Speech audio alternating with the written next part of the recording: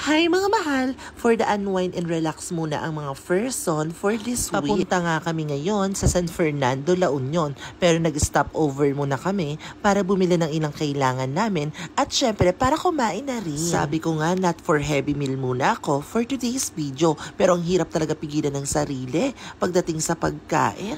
Kaya ayan, nag-take out na rin ako para may pagkain kami sa biyahe. 6 to 7 hours pala yung estimated time na biyahe namin bago kami nakarating dito sa La Union. At hindi talaga pwedeng hindi namin madaanan ang Lola Mendings para mag-breakfast. Bukod sa masasarap talaga yung pagkain nila dito, very relaxing din talaga yung ambience ng place. Kaya ayan, tumambay muna kami sa dagat pang tanggal alat bago kami magpunta sa simbahan. Since ito naman yung first Friday of the month. Huwag kayong mag-alala mga mahal, pinagdasal ko na rin kayong mga mahal ko sa buhay. Nagpalipas muna kami ng oras sa man-made forest, kaya gabi na rin kami nakarating sa transient. Pero papayag ba kami na hindi makakagala? Syempre sinulit na namin yung gabi. Kaya pumunta muna kami sa Flotsam para mag-chill. Pag uwi, parang umidlip lang kami saglit. Kinabukasan, gala na naman. Dumaan din kami sa napaka-peaceful na lugar, ang Macho Temple. Sobrang nakaka-relax talaga dito.